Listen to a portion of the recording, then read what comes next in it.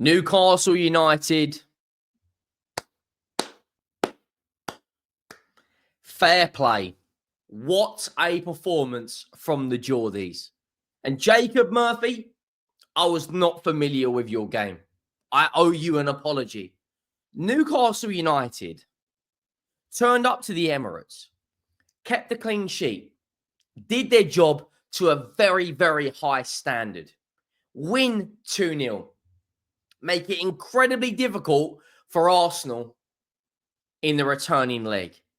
And the atmosphere, the performance, the tactical changes from Eddie Howe, the substitution, Isak, Gordon, Tonali, Jolinton, not even playing tonight. Not even playing tonight. Bruno Guimaraes, Lewis Hall, Botman. To a man, they were fantastic and they utterly deserved that win. And they are now in the final. They are 90 minutes away from lifting silverware. Make sure you go down, drop a like on the video if you haven't already. Let me know your thoughts, whether you're a Chelsea or a Spurs or a Newcastle or Arsenal. Let me know your thoughts in the description. Make sure you go down, hit that subscribe button. 89% of you who watch the match reactions are not subscribed, and the road to 50k is on. We've also launched Henry Talks Football Extra. The link to that will be in the description. We're approaching 200 subs on there. So if you could go down and subscribe to that, more content. I can't believe that performance. Before anyone says Arsenal weren't that good, Arsenal weren't at the races, we need to give huge praise to Newcastle today. And Jacob Murphy, I was not familiar with his game, I'm going to be honest. You know, the atmosphere, 10 minutes before the game, St. James's Park, absolutely rocking, ear-deafening, because they know what it means. They're trying to get hold of the trophy with both hands. This is a club that hasn't seen silverware in a long time. So they take these cups seriously. They got to the final only a couple of years ago, lost to Manchester United. This time might be their time. And I tell you what, if they play like that tonight against either Liverpool or Spurs, we need a miracle tomorrow night. If they play like that, they've got a very good chance of winning it. To a man.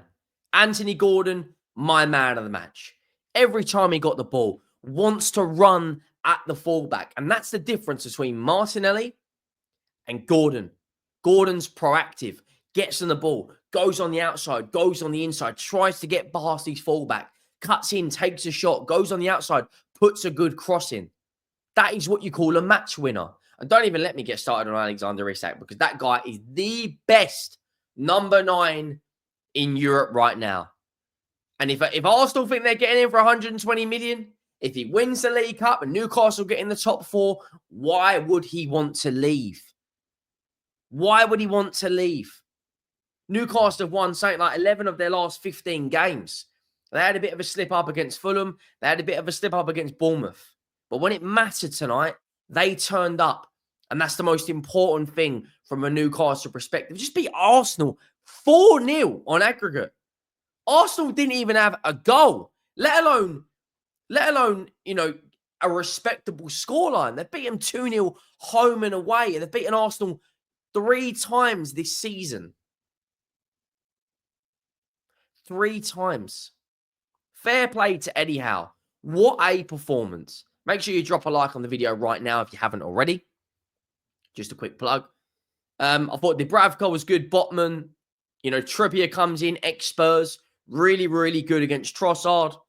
I thought Bruno Guimaraes was excellent. Again, Tonali, you know, does not stop running. But the 3 players I want to talk about is that front 3. That front 3 are devastating in transition. When they're on the counter, I don't know what the game plan was from Arteta. Gabriel and Saliba playing a high line when you've got one of the most informed players in the world right now. And Gordon, who's a very, very good player. And Murphy, who, do you know what? I've criticised him in the past, but tonight he stepped up. And I have to give him huge props. Newcastle had the ball in the back of the net so early on. And I thought Arsenal would have learnt from it. I don't know what they're doing. the finish from Gordon, not from Gordon, sorry, the finish from Isak is world class. That is a disgusting finish. That is a finish of the highest level. But it was offside. And I don't particularly like that rule of how close and margin it can be, but it was offside. Fair play to the officials. But Newcastle's heads didn't drop. They did not drop one bit. Another ball in. Newcastle spins, I think it's Partey and Saliba in one movement. Left foot, weak foot, outside the box, wraps his foot round it with pace and power, bounces off the post. Gabriel's marking is absolutely horrendous. He leaves Murphy wide open, who taps it into an empty net. And do you know what, Murphy? He deserved that goal tonight. 4 games in the League Cup, 2 goals, 1 assist. 8 assists and 4 goals in the league in 21 games. You know, and I think he's got, 1 goal in the FA Cup or something like that. So that's 12, 14, 15, 16 goal contributions from Murphy. Forget Gordon and Isak for a second. That's your 3rd best forward, 16 GA. Steps up in a semi-final to take the heat off of Newcastle. Not that there was any heat, because they were incredible tonight. But tonight was all about Newcastle. I thought their game plan would be defend and settle for a draw, or maybe lose 1-0 and go through. But they were insane from the get-go.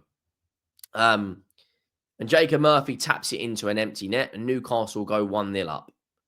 Then Martinelli gets an injury, which is devastating news from an Arsenal perspective, looking at their perspective, looking at it from a Newcastle perspective. Just made their day a little bit easier. And Arsenal, because they didn't bring a player in the summer or January that can really help that front line now. I don't know how long he's going to be out for, but he went off injured. Jesus is out. Saka's out. Sterling just can't score for in a brothel.